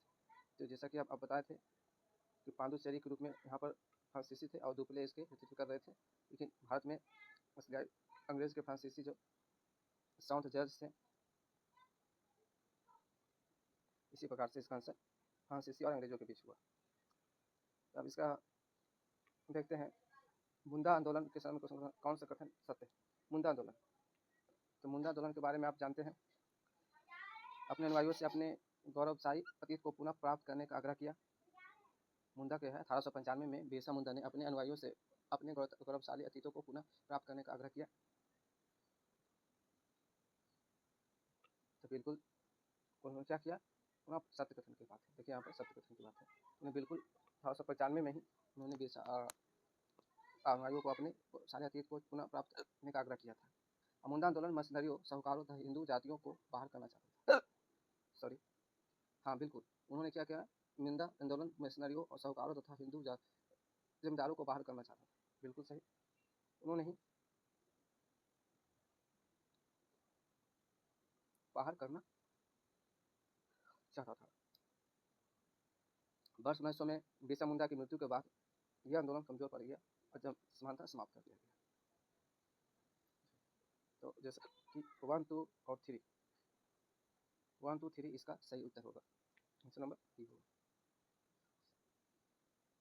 आप यहाँ पर देखें 30 नंबर का है, उन स्थल युग्मों की पहचान कीजिए जहाँ नवपाषाणकालीन हदियों के औजार और बहुतायत में प्राप्त हुए थे। उन स्थलों का पहचान कीजिए जहाँ नवपाषाणकालीन हदियों और औजार। तो कहाँ पर हम देखे हैं, तो आप जानते हैं कि बिहार को जो चिरांद है, चिरांद में हदियों का ही हस्तकुशार औजार मिले हैं। चिरांद तो हो जाएंगे, चिरांद के अलावा बुर्ज में हम गर्त में हैं, बुर्ज होम क्योंकि गर्त जो होता है जहाँ पर हम दफन करते थे, उसमें भी हदियों का जानवरों और ये सब का डालकर ही हम करते थे। तो वहाँ पर हम कश्मीर में बुर्ज होम है, जहाँ पर इस तरह से बहुतायत के क्या है, नवपाषाण हदियों के औजार बहुतायत मात्रा में प्राप्त हुए। आगे बढ़ते हैं, तो देखते हैं यहाँ पर। अब यहाँ पर कुछ पॉलिटी का क्वेश्चन शामिल है, अभी शामिल किया गया है। तो 19 से 22 में शामिल नहीं है। कौन सा स्वतंत्रता संबंधित अधिकार जो है 19 से 22 में शामिल नहीं है? तो संपत्ति की स्वतंत्रता क्या है, शामिल है। अपराधों के लिए जो शुद्धि का संबंध में सेक्शन है, शामिल है।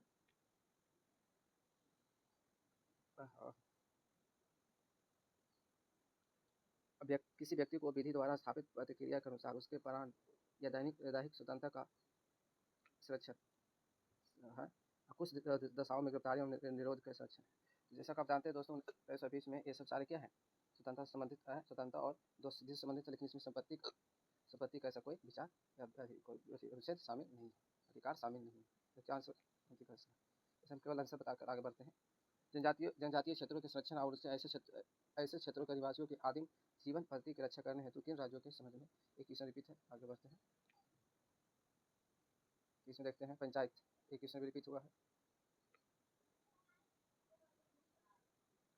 बताया जा सकता है, ये भी रिपीट है।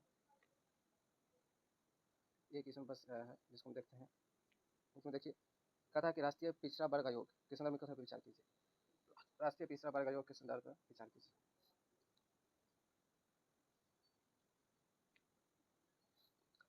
कहा कि राष्ट्रीय पिछड़ा वर्ग आयोग एक संवैधानिक निकाय है, बिल्कुल सही, यह एक संवैधानिक निकाय क्या है, संवैधानिक निकाय है। आयोग अपनी वार्षिक रिपोर्ट संसद के दोनों सदनों के समक्ष प्रस्तुत करता है। आयोग अपनी वार्षिक रिपोर्ट संसद के दोनों सदनों के समक्ष प्रस्तुत करता है, ऐसा नहीं। आयोग अपनी वार्षिक रिपोर्ट राष्ट्रपति को एक वार्षिक रिपोर्ट के रूप में प्रस्तुत करता है। सांसद को ये रिपोर्ट प्रस्तुत नहीं करता है, बल्कि यह राष्ट्रपति प्रेसिडेंट को क्या करता है, अपना रिपोर्ट प्रस्तुत करता है। ठीक है दोस्तों, तो हम आज अपने सेशन को यहीं पर समाप्त करते हैं। आशा करते हैं कि आप लोगों को यह सेशन अच्छा लगा होगा, और अच्छा लगता है तो इसमें क्या सुझाव करें, जिसके भी आप कमेंट सेक्शन में आप लिख कर बताएं, और साथ ही सपोर्ट करें ताकि आप अच्छे से प्रश्नों के साथ आपके साथ हाजिर हो सके। धन्यवाद दोस्तों।